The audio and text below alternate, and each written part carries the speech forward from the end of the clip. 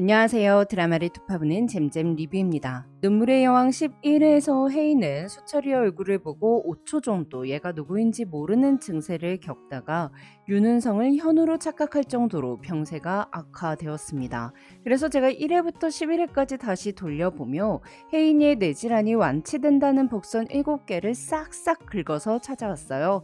뭐 이렇게까지 의미부여를 하냐고 생각하실 수도 있겠지만 요즘 드라마가 가끔 시청자들 뒤통수를 칠 때가 있어서 괜히 걱정이 되더라고요. 물론 박지은 작가님 이전 작품들은 완벽한 해피엔딩이었지만요. 그럼 해피엔딩 복선 7개 바로 시작합니다. 혜인이 앓고 있는 클라우드 세포종은 교모세포증이라고 부르며 현재까지 생존율 0%인 악성 뇌종양입니다. 즉 현실이라면 혜인은 살기 어려울 거예요. 하지만 눈물의 여왕은 후반부로 갈수록 기적에 대해서 이야기하고 있습니다. 이혼을 하고 싶었을 만큼 관계가 틀어졌던 부부가 다시 사랑하게 되는 것도 기적에 가깝고 혜인이 베풀었던 세심한 친절이 뜻밖의 소식으로 돌아오는 것도 기적이죠. 최악이라고 생각될 만큼 모든 걸 잃고 용두리에 온 킨지 일가가 가족애를 되찾는 것도 기적에 가깝고요. 남편의 불륜으로 3번이나 이혼을 했던 범자가 남자한테 질릴 만큼 질렸고 상처받을 만큼 받은 범자가 용두리에서 장국영 닮은 남자에게 오디 플러팅을 받고 다시 사랑으로 설렐 수 있다는 것도 기적 아닌가요? 눈물의 여왕은 어둠 속에 홀로 갇혀 있었던 인생에 반짝 불이 켜지는 것 같은 순간이 오고 혼자라고 믿었던 인생에 없을 것 같던 사랑이 불쑥 찾아와 내 곁에 머무는 기적에 대해서 이야기하고 있어요. 그래서 전 눈물의 여왕이 기적처럼 혜인의 병이 완치된 해피엔딩을 보여줄 거라고 확신합니다.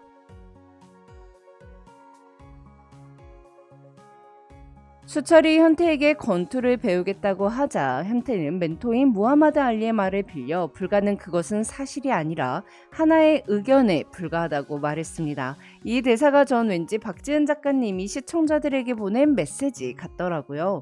불치병, 시한부 이런 말들은 사실이 아니라 그냥 결정된 미래가 아니라 하나의 소재에 불과하니까 혜인이 죽을까봐 전전긍긍하며 드라마 보지 말고 그냥 재미있게 보라고 말이죠. 눈물의 여왕이라는 드라마 제목은 슬프고 힘들어서 흘리는 눈물에서 너무나도 행복해서 흘리는 눈물이 될 거니까 그냥 편하게 보라고 말이죠. 혜인과 현우가 태어나지도 못한 아이와 이별을 하게 됐을 때 혜인은 아기방으로 꾸며두었던 방을 모두 정리했습니다. 아기방에는 현우가 직접 천장에 붙인 야광별 스티커가 가득했으나 아기방이 그냥 방이 되는 과정에서 야광별 스티커가 모두 제거되었죠. 하지만 천장에는 단 하나의 별이 남아 있었습니다.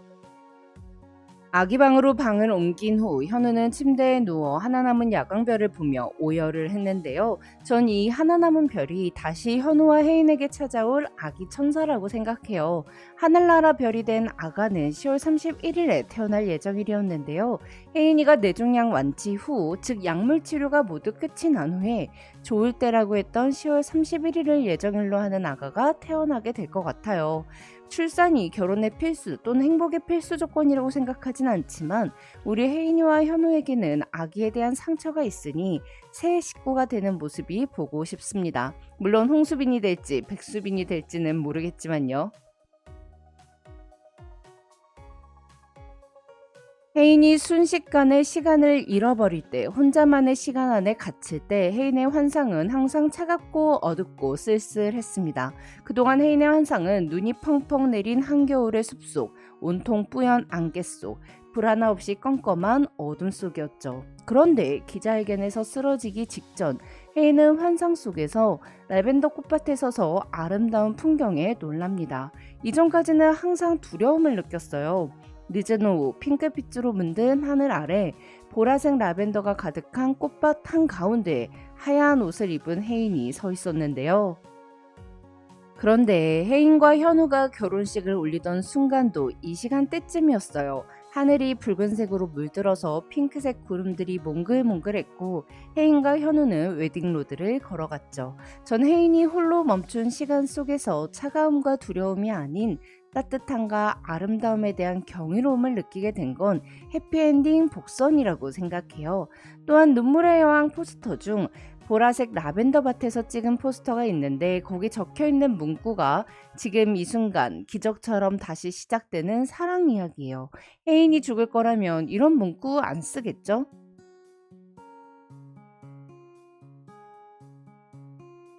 수철은 윤은성에게 자기가 원래 10cm는 더 클 수 있었는데 누나한테 짓눌려서 키가 크지 못했다며 부적을 보여줬습니다.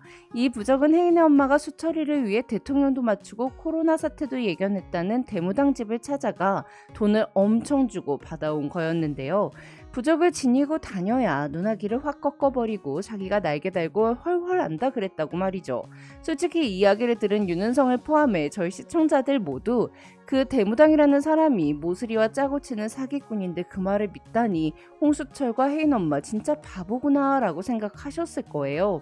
하지만 수철이는 그 이후에도 혜인의 길을 죽인다는 부적을 받아 지갑 안에 넣고 다녔고 용두리에 올 때도 그 부적을 들고 왔습니다. 근데 혜인이가 기자회견에서 쓰러진 후 수철이 그 부적을 찢자마자 혜인이가 깨어난 거 보셨죠? 저도 미신 안 믿는 편이지만 이 장면은 혜인이 완치된다는 복선으로 인정 좀 해주고 싶더라고요. 작가님은 2회부터 혜인이 기적처럼 완치된다는 복선을 주셨는데요. 이혼을 하려던 현우는 혜인의 불치병에 대해 들은 후 생존 가능성을 검색해봤고 생각보다 기적이 많이 일어난다는 걸 알게 되었습니다. 3개월 선고를 받았지만 30년째 생존했다는 기사 이외에도 불치병 환자들이 임상실험으로 4, 5년 넘게 생존하고 있다는 기사가 있었고 생존율이 정말 낮은 췌장암 3기였는데 완치됐다는 유진실 씨의 기사도 있었고 기적에 가까운 완치자들은 적극적인 치료는 물론 의료진, 환자, 가족 모두 함께 치료에 매진했으며 무엇보다도 삶을 포기하지 않는 환자 개인의 의지가 중요하다는 기사도 있었어요. 이거 모두 혜인에게 해당되는 일이잖아요. 현우 때문에 더 살고 싶어진 혜인과 용두리 가족, 퀸즈 가족 모두 힘을 합쳐 혜인의 백혈구 수치를 높이려고 애쓰고 있으니 혜인의 완치 확률은 더 높아지는 거죠. 한편 유민한 박사의 말기암 극복기라는 기사도 있었는데요. 혜인의 병이 독일에서 치료되는 것이 아니라 유민한 박사라는 캐릭터로 누군가 특별 출연하여 혜인의 뇌암을 치료하는 데 큰 역할을 할 수도 있을 것 같습니다.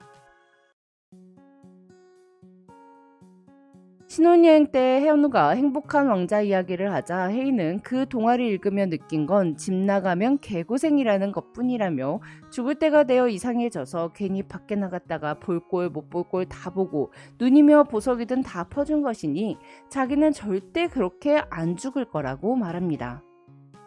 그런데 사실 누가 봐도 혜인이가 행복한 왕자잖아요. 현우가 제비고요. 집 나오기 전부터 시한부 선고를 받고는 공감 능력이 높아져 녹즙 아저씨 아이를 위해 녹즙 250개를 주문하고 회사 차원에서 암 치료비를 지원해주는 복지 정책을 마련했었어요. 행복한 왕자의 흉물이 된 동상은 철거되고 제비는 얼어 죽지만 신으로부터 도시에서 가장 존귀한 것 2가지를 가져오려고 명받은 천사는 납으로 된 왕자의 심장과 제비의 시체를 택합니다. 신은 흡족해하면서 제비는 천국을 누비면서 영원히 노래를 부를 것이고 왕자는 영원히 그 노래를 들으리라 라는 축복을 내리며 동화는 끝이 나는데요. 여기서 제비는 현우고 행복한 왕자는 혜인이잖아요.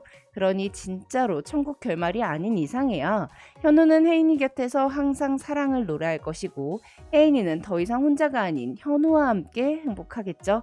그럼 저는 눈물의 여왕 다른 리뷰로 돌아올게요. 지금까지 잼잼 리뷰였습니다. 감사합니다.